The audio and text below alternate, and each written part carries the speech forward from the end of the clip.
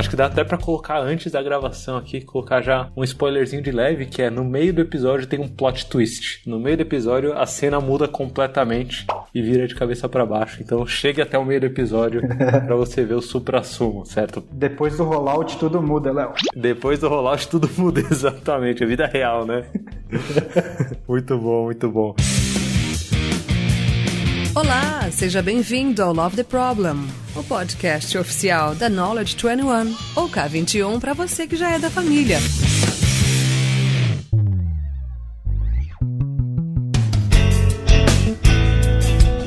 Fala galera, bem-vindo a mais um Love the Problem. Hoje, mais uma vez, falando sobre um dos temas mais votados lá no nosso backstage, lá nos nossos bastidores. Se você ainda não conhece nossos bastidores, o link tá aqui na descrição do episódio, mas você também consegue acessar digitando k21.link/lovetheproblem no seu navegador. Lá você consegue ver todas as referências dos episódios, deixar feedback para os participantes, acionar os participantes pelas redes sociais deles e sugerir novos episódios, como esse daqui, por exemplo, de Static. Foi um dos temas mais votados lá. E para falar sobre esse assunto, eu trouxe aqui duas pessoas que vocês já sabem que são pessoas especiais, porque eu só chamo pessoas especiais aqui para participar. Mas são pessoas que são especiais por alguns motivos. O primeiro motivo é porque eles são amigos meus. Isso para mim é especial, pelo menos na minha vida. O segundo motivo é que são pessoas que já discutiram bastante sobre esse tema. Então eles estão discutindo sobre Static há anos. Infelizmente, eu não pude participar de todas essas discussões porque elas foram feitas lá em Portugal. E eu estava aqui no Brasil. Então eu participei só de algumas delas quando eu viajava para lá, entre uma mesa de bar e outra. E o terceiro motivo pelo qual elas são muito especiais nesse episódio é que elas são naquele perfil um pouco mais low profile. Sabe o que é low profile? Low profile é aquela pessoa que faz, mas não sai falando por aí que faz. Que discute, mas não sai falando por aí que discute. Ela fica ali na dela, de boa, tranquila.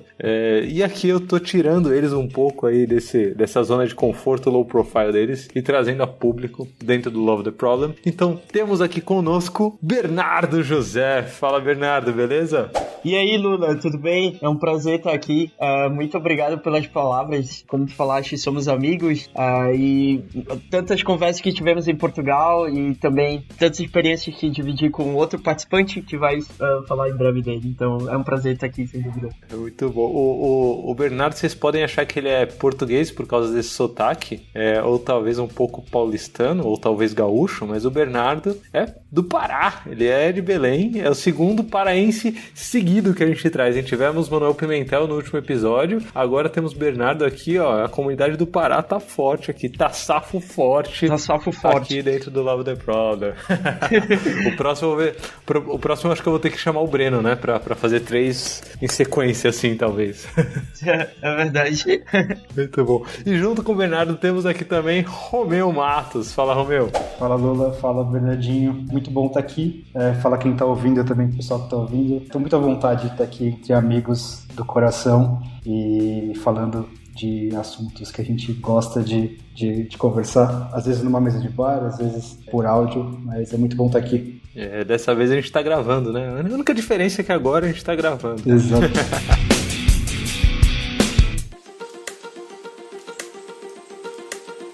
Bom, vou começar com a pergunta clássica aqui do Love the Problem, né? Fazendo jus ao nome do podcast. Que problema estamos tentando resolver com Static, o System Thinking Approach to Introduce Kanban? Que problema estamos tentando resolver com Static? Quem pega essa bucha aí? Tá, eu acho que eu posso começar. Então, o Static, o problema que a gente está tentando resolver é, nós queremos começar a usar Kanban. Quando eu falo Kanban, claro, por favor, entenda o método Kanban. Então, como é que a gente vai começar a usar Kanban? Qual vai ser o primeiro movimento? Então, o Static, ele vem para nos dar um caminho para isso. Obviamente, a gente pode usar outras abordagens, qualquer coisa, mas o Static, ele já nos dá um caminho bem apropriado para começar a usar o Kanban como um método. Ele foi proposto pelo David, então, nesse sentido, basicamente, ele busca resolver esse primeiro problema com o Static. Obviamente, na minha visão, o Static ele é mais amplo, ele consegue resolver não só esse problema, mas talvez o Romeu consiga me complementar um pouco. Eu acho que o Static também serve para mostrar problema, né?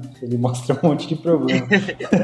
Eu também acho que ele ajuda a gente com algo que é levar o pensamento sistêmico, levar a discussão sobre fluxo para mais pessoas, né? Criar ali algum dicionário, algum glossário sobre alguns termos que a gente, que é agilista, está acostumado a ver, e conversar sobre cadeia de valor, sobre o que a gente está fazendo, o que a gente está entregando. Então, acho que ele é um bom apoio aí para a gente começar, como o Bernardo falou, a utilizar o método Kanban e a ter discussões sobre fluxo de valor e tudo mais. É engraçado porque em todo treinamento que eu dou, né, ou em qualquer sessão em que as pessoas estejam aprendendo alguma coisa nova, sempre fica essa pergunta de legal, fantástico, mas por onde eu começo, né? Beleza, o que eu faço aí? Qual que é o primeiro passo, então, dado todo esse universo maravilhoso? Então, por exemplo, sei lá, a gente tem um episódio sobre pensamento sistêmico, né, com o Alisson Vale. E aí a pessoa vai lá, ouve o episódio inteiro e fala, fantástico! E agora, o que eu faço com tudo isso? Eu acho que o Static, como vocês falaram, ele vem talvez para suprir um pouco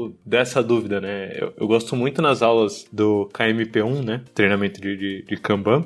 Eu gosto muito de acabar a aula falando pra galera, então, ó, você quer dar o primeiro passo? Ó, é isso que a gente viu, e se precisar de mais detalhe, tá aqui o post que fala um pouco mais sobre isso, ou tá aqui essa apresentação que fala um pouco mais sobre isso, mas você tem de alguma forma um passo a passo, né? Tem um guia aqui que pode te ajudar, talvez, nesses passos que você vai dar para melhorar o seu sistema Kanban. Inclusive, Bernardo, você falando sobre Kanban, acho que vale a pena deixar claro que a gente não está falando sobre um quadro de gestão visual pura e simplesmente. Exatamente. Quem não ouviu o episódio sobre Kanban, acho que vale a pena. Falei aqui do episódio sobre pensamento sistêmico, mas o episódio sobre Kanban, que a gente gravou com a Amanda Varela, a gente deixa claro que não é só sobre um quadro, então vai lá, dá uma escutada no episódio sobre Kanban e depois volta aqui pra ver como introduzir Kanban e por aí vai. E aí eu queria trazer o ponto de a gente usa o Static pra começar com o método Kanban, mas talvez não seja só uma receita de bolo, né? Eu acho que a gente falar sobre Static aqui tem talvez uma missão de desmistificar um pouco essa ideia de que,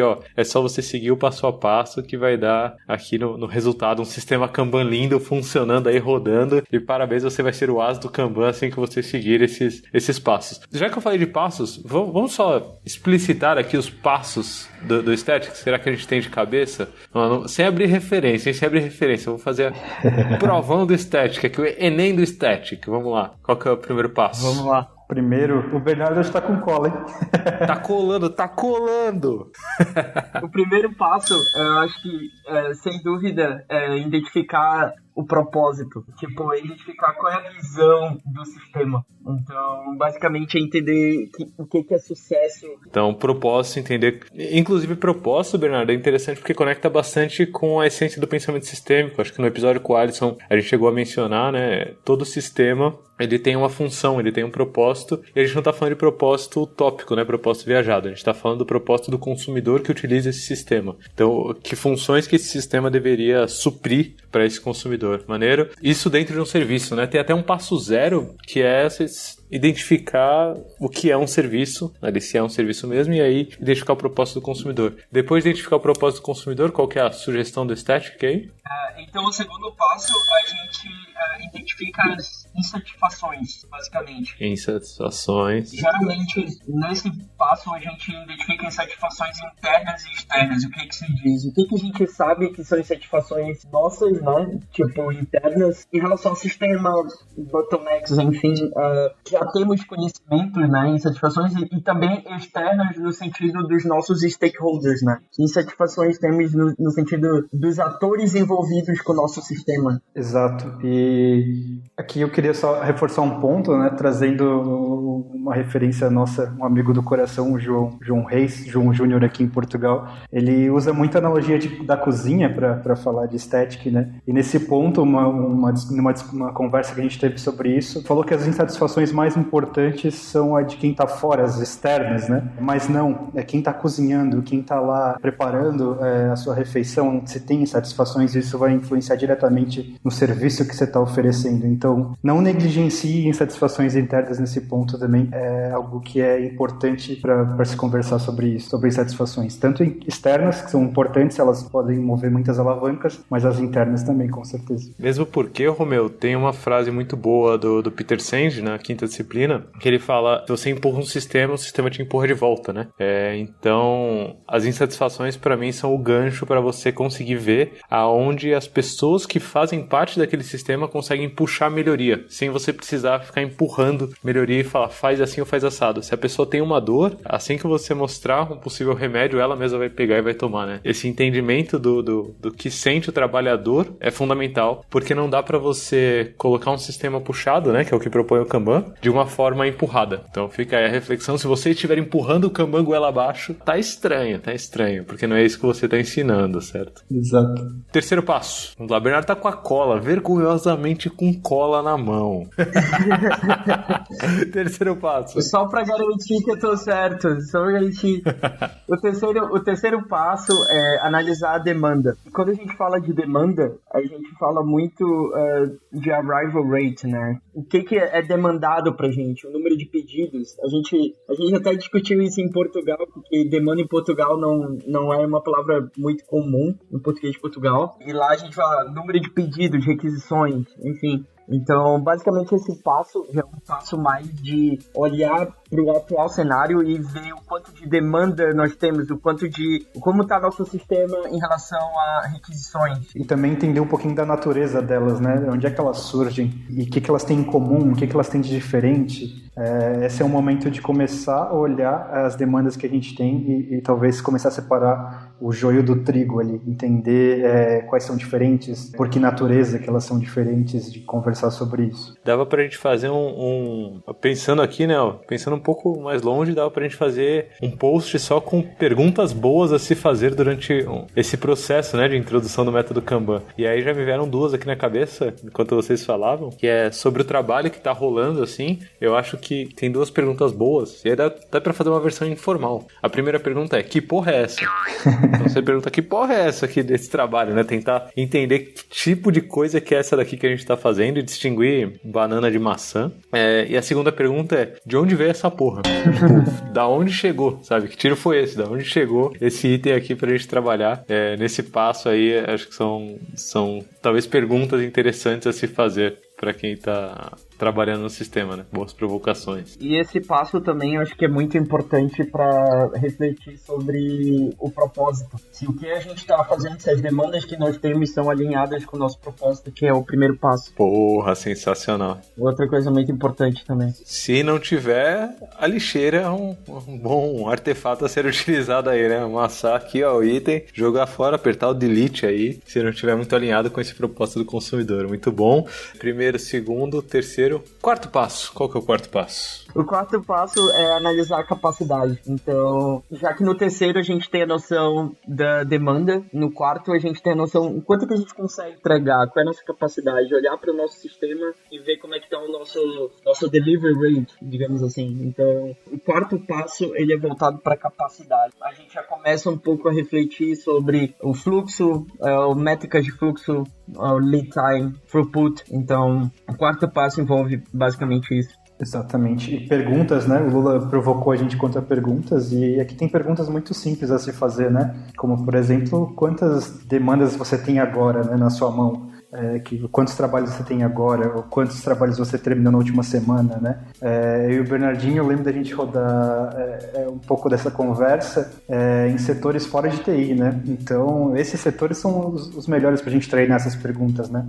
E a gente perguntava quanto que chega pra vocês, né? E como é que vocês contam? E eles iam no e-mail contar, né? Então, quanto de demanda chegava, porque chegava por e-mail. Então, essas perguntas não precisam necessariamente ter uma dashboard, ter algum Excel maravilhoso com indicadores. Você faz pergunta para quem trabalha naquilo e as pessoas vão conseguir achar essa informação. Tem umas perguntas muito, muito simples que já começam a botar o bode na sala, né?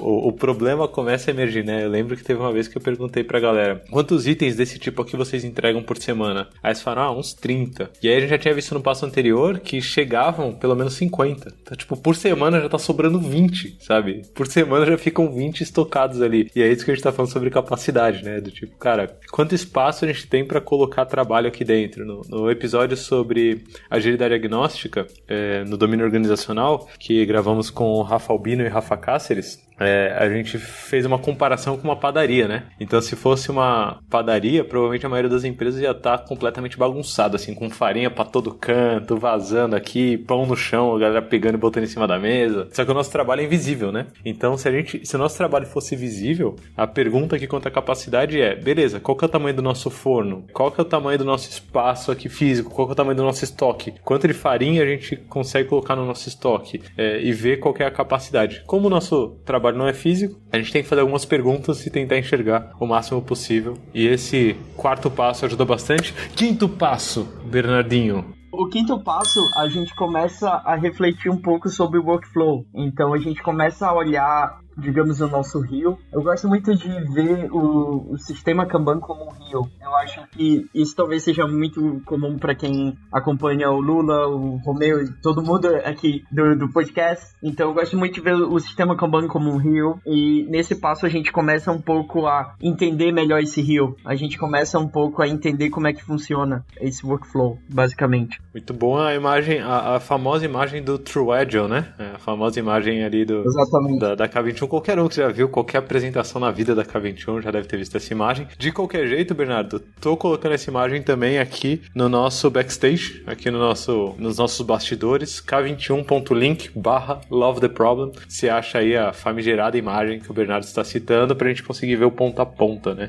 Alguma dica, Romerito, nesse passo? Tem um ponto importante aqui, que a referência traz a gente ver conhecimento ao longo do tempo, né, enquanto workflow. Então, como que o conhecimento é ser produzido, é criado, e como as coisas são aprendidas ao longo do tempo. Então, foge daquele BPMN que você tem guardado com o mapeamento do workflow, de informação ou de processo que você tem na empresa. Aqui é terreno, né, o que acontece no seu dia a dia.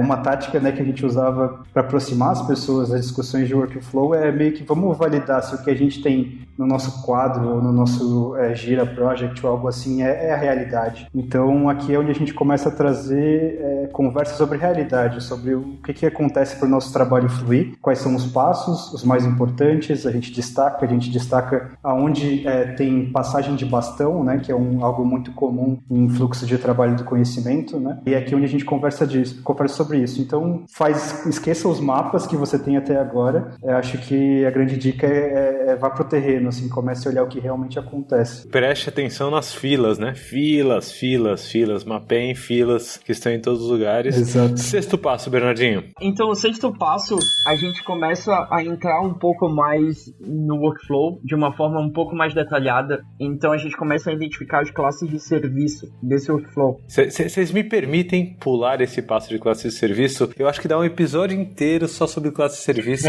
Eu vou incorporar aqui um pouco do espírito do Dan Vacante e falar, cara, classe de serviço? Não, obrigado. Vamos pular então esse passo. Muito bom. Quem sabe fica pro próximo episódio aí. Um episódio só sobre Vacante e Troy McGuinness, né? Exatamente, dá tranquilamente pra gente fazer. Se você ficou curioso aí por que resolvi sugerir a gente pular esse passo, comenta lá no card desse episódio, lá no k21.link/lovetheproblem. Comenta lá no card que a gente já começa uma discussão e quem sabe a gente não grava episódio sobre classe de serviço, certo? Mas aqui, numa postura autoritária, estou pulando aqui esse passo de static e vamos pro sétimo. Qual que é o sétimo passo, Bernardinho? O sétimo passo, a gente começa a modelar o sistema Kanban. O que isso significa? Isso significa identificar políticas, identificar métricas e também WIP limits. Por exemplo, oh meu Deus, desculpa, tô me confundindo em inglês agora aqui. um bocadinho de alemão também, assim, português de Portugal. Então, a gente começa a identificar um pouco como é que vai funcionar esse sistema Kanban. Um sistema, ele tem, obviamente, políticas, métricas, WIP limit, então a gente começa a discutir e entrar um pouco mais nesse detalhe. Então, eu lembro que quando eu e o Romeu, a gente facilitou algumas sessões, a gente tentava entender, por exemplo, exemplo, o que é uma política de uma coluna de qualidade, por exemplo, ou de uma coluna de deploy e enfim. Então é tentar ir um pouco mais a fundo sobre as políticas em si e também tentar ser mais específico com as métricas, quais métricas vamos de fato utilizar e qual vai ser nosso limite, se a gente vai utilizar algum limite para isso, se a gente vai usar um limite apenas para uma coluna, se a gente vai usar um limite que vai abranger mais de uma coluna, enfim. É quase a compilação assim de todo o aprendizado que a gente teve ao longo dos passos anteriores em um sistema Kanban de fato, né? Em um sistema puxado de fato, um pouco mais explícito. Exatamente. E o último passo, estamos aqui agora no 8º passo, certo? 8º passo. O último passo é basicamente o rollout do sistema Kanban. Então a gente vai pegar o sistema Kanban e colocar de fato em prática, digamos assim. Mas um fato importante é não esquecer dos feedback loops, que é muito importante para melhorar esse próprio sistema Kanban. Então, o static em si, ele não é uma coisa linear, tipo, eu vou cumprir esses passos e acabo, termino. Não, o static em si é uma coisa que a gente, de tempos em tempos, vai ter que fazer isso continuamente, como se fosse um feedback loop. Então, basicamente, é fazer o rollout do sistema, né, Kanban. Isso é um ponto importante, né? Como são 8 passos, não quer dizer que são na ordem, né? Trazendo já uma outra referência sobre o assunto, o Mike Burrows tem um post falando sobre reverse static, né? Que é você fazer ele ao contrário, porque realmente parece um método cascata para começar Kanban, né? E no final tem uma palavra chamada rollout.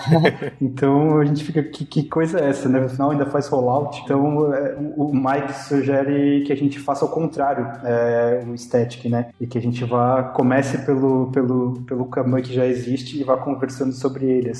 Então, não existe regra, basicamente, para você seguir os passos na ordem, fazer o contrário, fase 3, fase 2 passos, escolher o que faz mais sentido, né? A ideia, como o método Kanban, é saber qual o contexto, começar de onde você está agora. Então, escolha o que faz mais sentido para o seu contexto e comece pelo que faz sentido. Aí entra o plot twist do episódio, né? Porque a gente escreveu cada um dos passos, comentando bonitinho.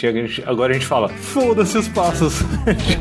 Exatamente. Que se exploda, eu não ligo pra essas porra de passo aí do caralho.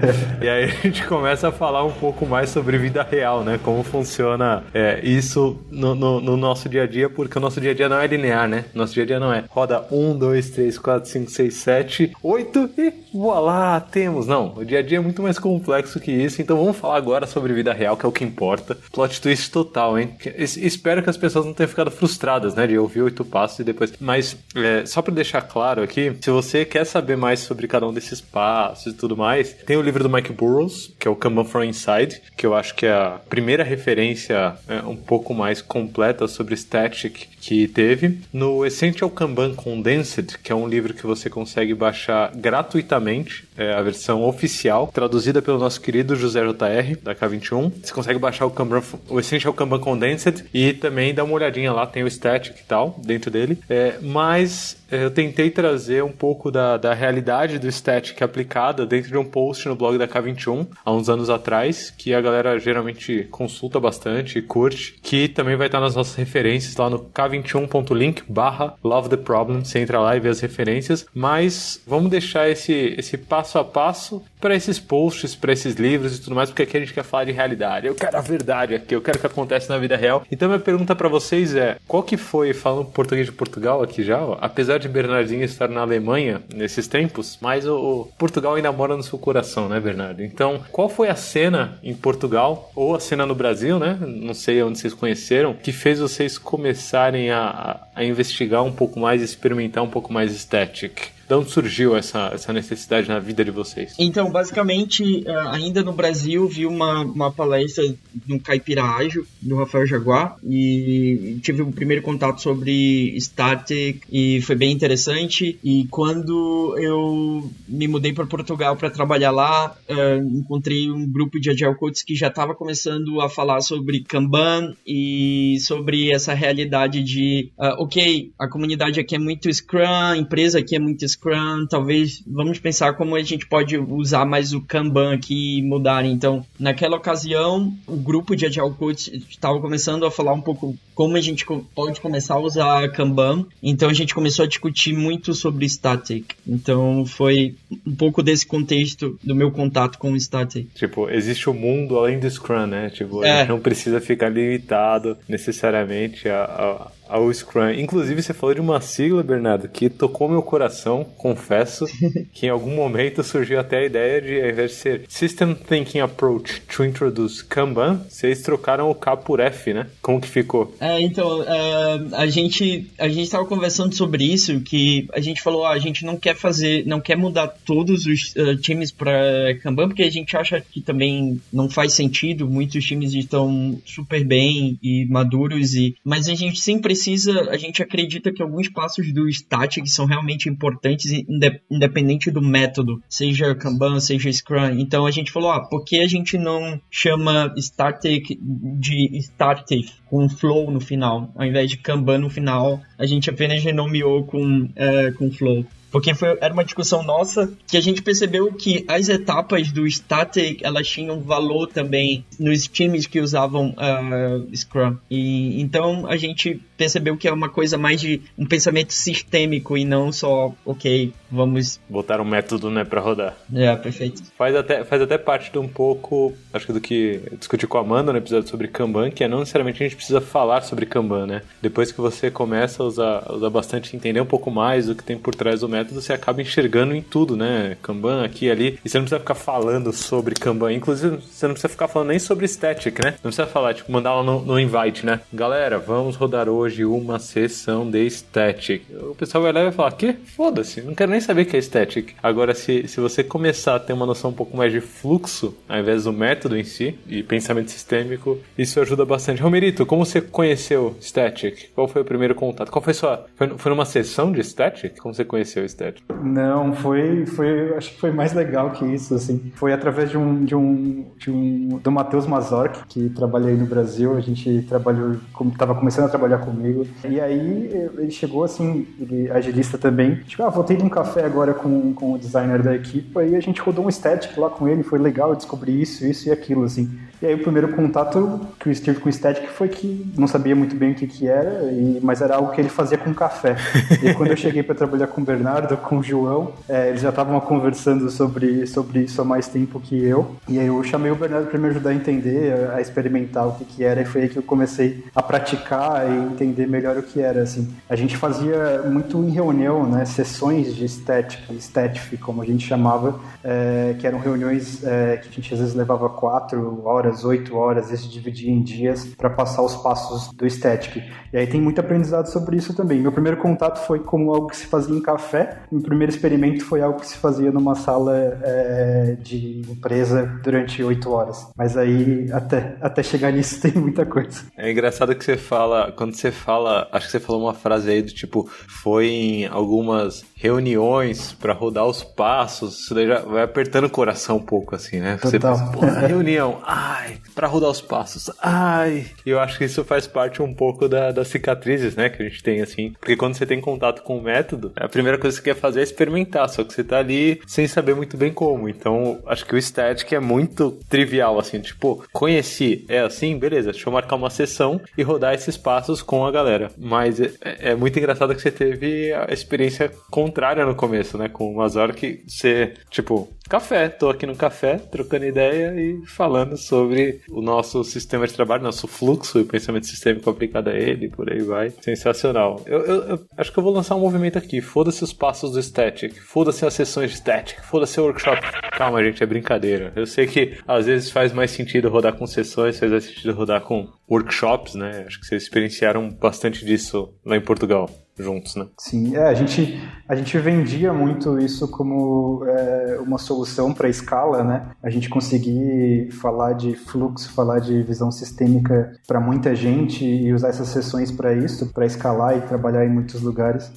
Então foi a forma como a gente conseguiu organizar com a nossa capacidade, assim. Mas dados os primeiros experimentos, a gente começou a notar que era muito mais sobre ser contínuo, sobre ter cadência, sobre ter ritmo e respeitar respeitar ritmo para as pessoas assimilarem, entenderem, aprenderem sobre aquelas conversas, porque não é algo tão novo assim, mas é algo que se leva um tempo para assimilar, que se fala durante alguns passos do Static, assim. Então a gente começou a perceber isso.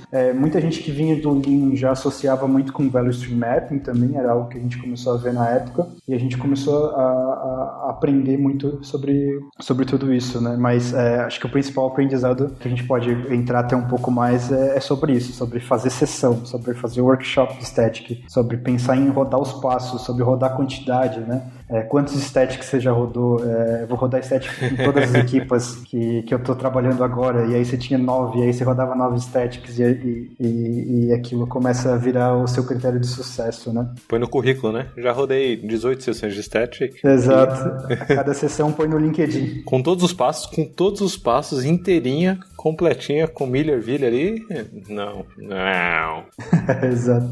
Mas exatamente como o Romeu falou, eu acho que a primeira ideia nossa, como é comum, a gente pegou as referências e tentou aplicar by the book. E aí a gente percebeu que a coisa funciona de forma mais orgânica em si. Então isso é uma dica, que nunca tentem pegar nada by the book, sempre tentar entender que é melhor usar da maneira mais orgânica, e a gente tentava fazer, como o Romeu comentou, possessões e tudo, e a gente percebeu, por que não fazer no dia a dia? Por que não, às vezes durante a daily, analisar a capacidade ou demanda? Não necessariamente ter uma sessão de static para fazer o passo 3 e 4. Muito bom, muito bom. E eu acho que entra também mais uma dica, Bernardo, que a gente já citou aqui um pouco mais implicitamente, mas vale a pena explicitar, que é não ficar tão apegado a nomes, né?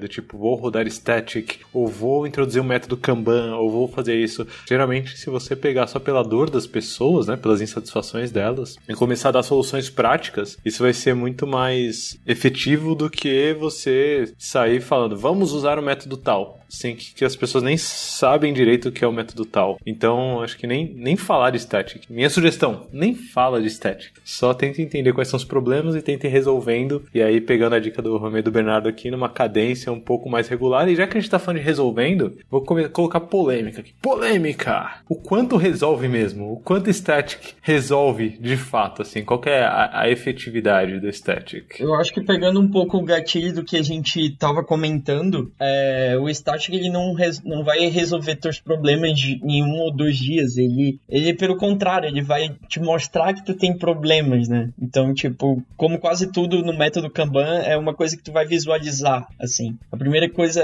você vai visualizar os teus problemas, os teus gargalos. Então, vai visualizar se teu propósito realmente está alinhado com a tua realidade. O static, ele não vai te resolver as coisas, tipo, de uma hora para outra. Ele serve muito como esse impulsionador para algumas discussões maiores, assim, ao meu ver. Então, por exemplo, quando a gente começava a falar um pouco de capacidade e de demanda, a gente sentia que a gente precisava também falar sobre métricas de fluxo, que a gente precisava rever as métricas que a gente tinha. Ou então o próprio propósito. Quando a gente falava de propósito, a gente percebia que a gente não tinha um propósito claro. Ou então que o propósito estava muito abrangente. Então, eu acredito que o static ele é muito esse impulsionador de grandes discussões. A gente utilizou muito isso em nosso favor quando eu e o Romeu a gente estava facilitando alguma das etapas, digamos assim. Exato. Você falou sobre não chamar disso, né? Eu lembro de uma vez que chamaram eu e o Bernardo para ajudar com um processo no Gira, né? Eu sei que quem está escutando aí talvez se identifique com isso, é a pessoa que responde para o Gira também. Então, a gente foi chamado para ajudar com esse processo e a gente falou, vamos conversar, marcar uma sessão de conversa. E foi eu e o Bernardo e a gente começou a fazer algumas perguntas que a gente usava em Static. No final a gente não falou de Gira, obviamente, mas a gente falou, pra gente te ajudar com isso, a gente precisa entender um pouquinho de como você trabalha, né? E a gente foi passando, entendeu? Tipo de demanda, natureza, capacidade, propósito, e foi falando daquilo com mais natureza, assim. Então, essas coisas de não dar nome funcionam melhor, mas com certeza aquilo é muito momentâneo, né? Para ele ser eficaz enquanto mudar um sistema para puxado, enquanto a gente conseguir conseguir balancear um pouco mais essa capacidade de demanda, vai depender muito da atenção que você dá àquelas pessoas, a cadência que você fala disso, mas muito mais que isso, do tempo que aquele sistema e aquelas pessoas têm para aprender, né, ou que eles levam para aprender. Então, você respeitar isso, assim. Então, pensar que vai ser em 2 dias, em 4 horas, em 1 ou 2 sessões, ainda é muito suposição, assim. Provavelmente você vai ter ali que investir mais atenção, que voltar algumas semanas, ou que estar junto no dia a dia daquelas pessoas para trabalhar e fazer com que todo mundo assimile aqueles pontos, né? Aprendizado não é do dia para a noite, né? E acho que quando a gente introduz o método Kanban, né, ou introduz a perspectiva de fluxo, a gente também está ensinando uma linguagem nova. E ensinar uma linguagem nova também não é do dia para a noite, né? Eu tô aqui, por exemplo, nos últimos anos estudando bastante espanhol. Bernardo tá estudando alemão bastante, né, Bernardo? Aí na Alemanha. Exatamente. Inclusive, tá falando já bem alemão? Como que tá o alemão? Nein.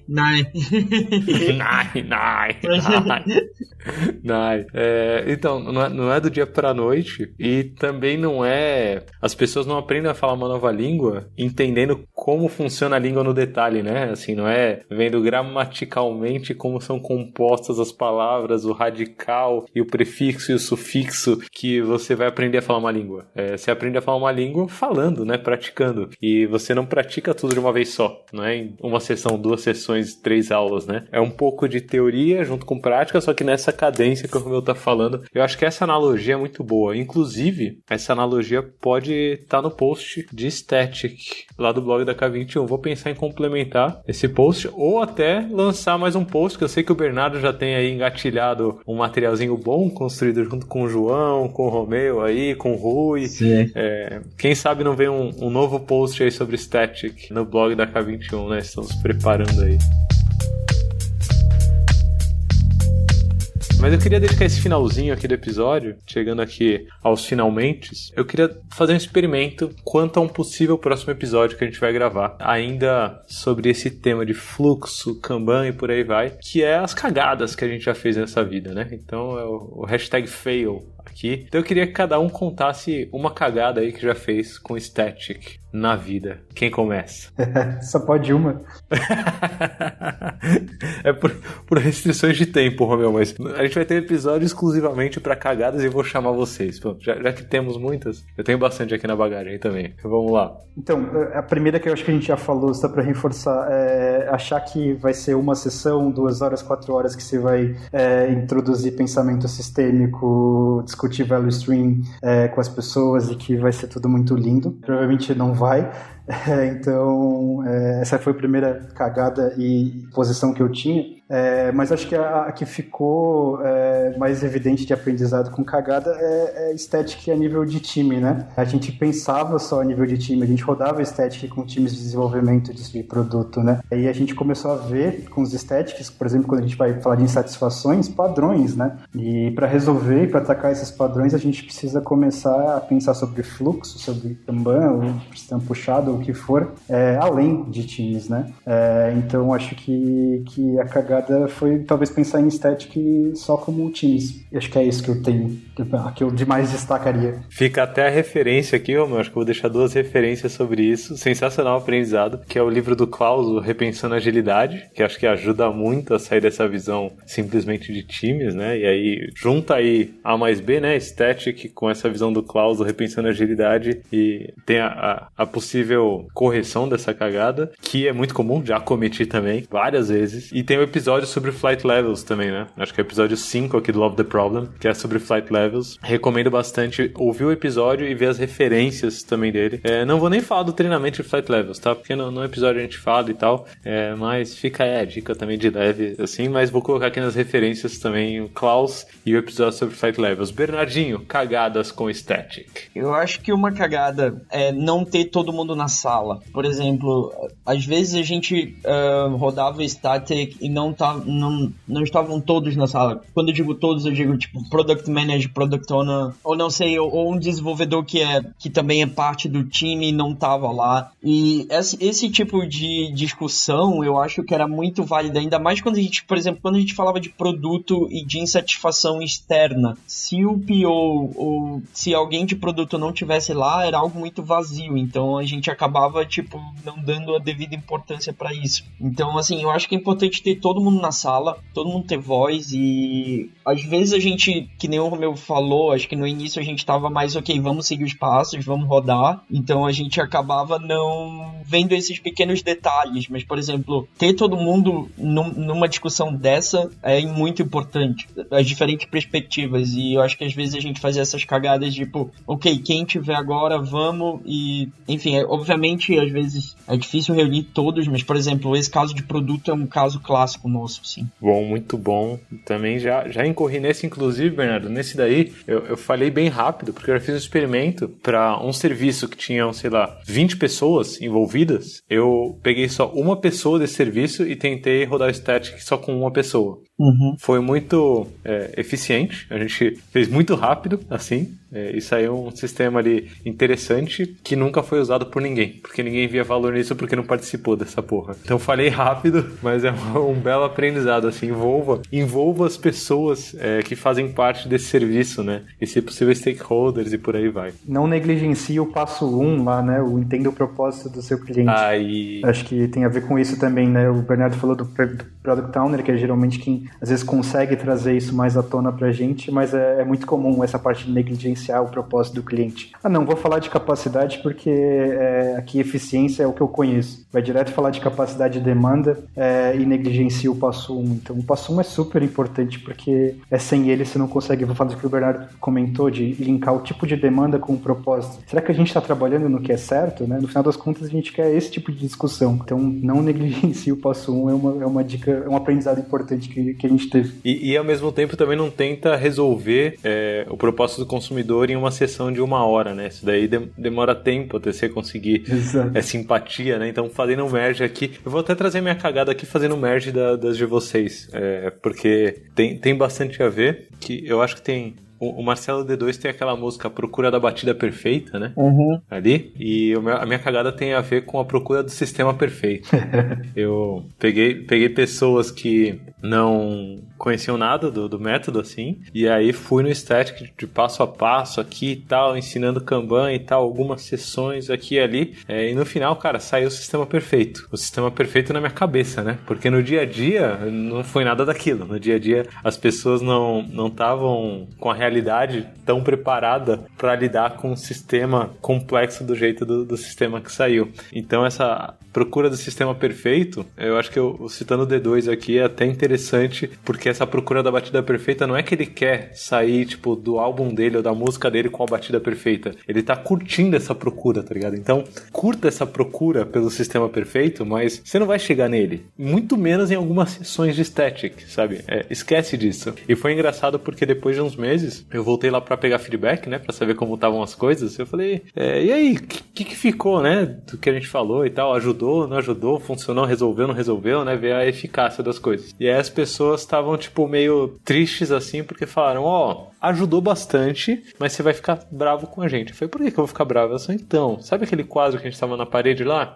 Então ele não tá sendo útil, a gente não tá mexendo nele. Eu falei, tranquilo, eu não tô bravo com vocês. Como que vocês estão trabalhando hoje, né? Me conta aí como que tá o trabalho de vocês. E aí, acho que eu até contei esse episódio, talvez no episódio de Kanban, mas foi muito engraçado que eles falaram, então, a gente tá usando bastante o e-mail, que a gente já usava o e-mail, a gente tá usando o e-mail. Só que aí eu descobri algumas coisas avançadas aqui no e-mail, e assim que cai, eu já categorizo que tipo de demanda que é aquela.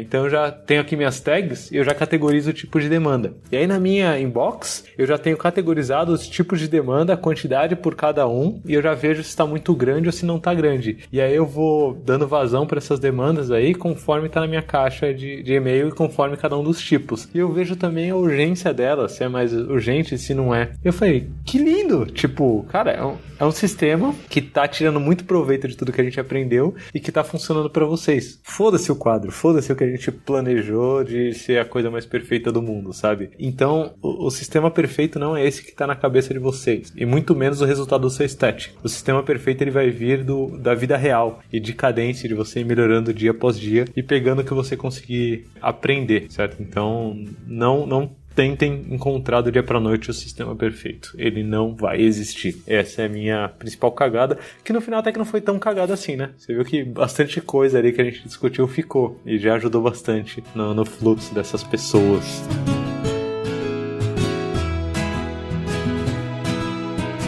E aí acho que a gente pode ir para as partes finais aqui, mensagens para as pessoas aqui. Eu acabei de deixar uma mensagem já baseada na minha cagada, mas acho que vocês quiserem abrir o coração e deixar mensagem para as pessoas, para a humanidade, né, para a eternidade, o podcast vai ficar aqui para sempre, né? Agora é difícil pensar, né? Quando a gente pensa que vai ficar para sempre. Para sempre é muito tempo, né? É difícil pensar numa dica que eu vou dar agora que vai ficar para sempre. Então, uma dica para semana que vem, vai, pronto. Pô, uma dica para semana que vem. Eu acho que vou dar uma dica até para hoje, assim. Vou tentar ser mais mais efêmero ainda, assim. Pegando no que o Lula falou, assim. Esse modelo mental, né, que você tem na cabeça, ele não pode ser só seu quando você está fazendo algum tipo de transformação, você quer ajudar algum tipo de sistema, pessoas. Então, você tem que começar a partilhar, você tem que começar a conversar. E se você quer começar de alguma forma, começa a compartilhar ele, começa a conversar sobre ele, começa a filosofar até sobre as questões que você tem sobre aquilo, assim. Não tem problema nenhum nisso, assim. Então, quando a gente foi começar, a gente fazia isso, assim. A gente se juntava, eu, Bernardo, João, Rui e quem mais estava por perto e conversava, fazia as questões, tentava explorar um pouco mais, ir mais a fundo, assim, nas nossas questões e compartilhar nosso modelo mental. Quando a gente ia para uma sessão, a gente também tentava compartilhar o nosso modelo mental. E melhor que isso, construir um novo, assim. Então, criar uma nova referência, um novo mapa mais atual e tudo isso, assim. Então, eu acho que isso serve para quem está hoje, assim, no dia a dia, trabalhando aí como agilista. É isso, assim, o que está dentro da sua cabeça, isoladinho ali, precisa ser melhor construído, assim, com mais pessoas, mais cabeças e tudo mais. Muito bom, muito bom. Palmas pro Romeu, muito bom. Bela dica. Inclusive, precisava estar escrita essa dica, hein, Romeu? Já fica a dica aí de escrever essa dica aí, porque a humanidade precisa internalizar um pouco mais isso. Verdade. Bernardinho, sua dica pra humanidade, pra sempre. Vou tentar, né? Vou tentar, Romeu. Começa com pra sempre pra toda a humanidade. Se ele ficar muito abalado, eu vou diminuindo. Depois vai diminuindo o escopo, né? Eu acho que uma dica assim, é não seguir as coisas by the book. Por exemplo, a gente tem os passos do Statics, são coerentes os passos, mas que nem a gente comentou aqui, é não tentar pegar esses passos e falar, ok, isso é uma receita de bolo, isso aqui é algo que eu vou compilar e vai ter um output, vai ter uma saída. Então, não, eu acho que cada contexto é um contexto diferente e eu acho que é importante refletir sobre isso. Então, o Romeu citou o caso de rodar o static de forma reversa. Enfim, cada caso é um caso, não existe uma receita de bolo. Eu acredito que os passos, eles te ajudam a pensar o que é o static, como é que funciona o sistema Kanban, mas nada é escrito em pedra. Eu acho que é importante fazer a leitura do ambiente, fazer a leitura do problema em si. Então, não peguem as coisas by the book, ok? Muito bom, muito bom. Palmas também aqui para reflexão e dica do Bernardo. Não faça by the book, entenda o porquê das coisas sensacionais. Não à toa a gente começa aqui cada episódio com qual problema estamos resolvendo, né, Bernardo? Exatamente. Foda-se o como, o que importa é o porquê. Eu vou deixar uma dica aqui também, uma dica um pouco mais subjetiva. Acabei de bolar essa frase. Tem um pouco a ver com algumas frases que eu já escutei na vida, né? Sobre mapa e terreno e coisas assim. Mas acho que eu vou simplificar um pouco e tirar um pouco mais da analogia, que é entre o que está na sua cabeça e o que acontece na realidade, escolha sempre a realidade, certo? Então, entre o que está no livro de estética, entre o que você pensou sobre um sistema maneiro aí para botar para rodar, entre o fluxo lindo que está no seu plano aí e a realidade, fica com a realidade. No final é ela que importa. Pé no chão o tempo todo, realidade. Muito obrigado, Bernardinho, muito obrigado, Romerito, aí por esse maravilhoso episódio. Voltaremos com um episódio sobre nossas cagadas com Kanban. É um dos episódios bem votados lá nas nossas opções. Já se preparem, já vai lembrando aí de cabeça suas cagadas com Kanban, que se a galera curtir, a gente vai voltar pra gravar. Bora. Se você quiser votar, se você que estiver ouvindo quiser votar em qual episódio você quer ouvir ou não, deixar feedback sobre esse episódio, discutir sobre por que a gente pulou classe de serviço aqui nesse episódio, k21.link/LoveTheProblem. Lá nos nossos bastidores você consegue interagir com toda a comunidade aqui que ouve o Love the Problem, deixar sugestão, deixar feedback, fazer pergunta, ver as referências aqui que a gente citou nesse episódio. E hoje a gente fica por aqui. Muito obrigado, até o próximo episódio, um abraço!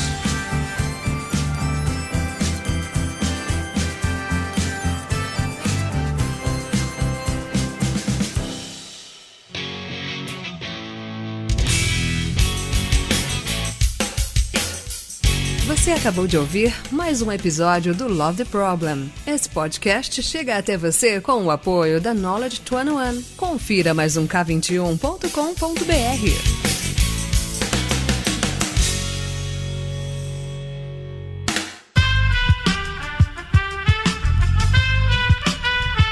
Este podcast foi editado por Aerolitos Edição Inteligente.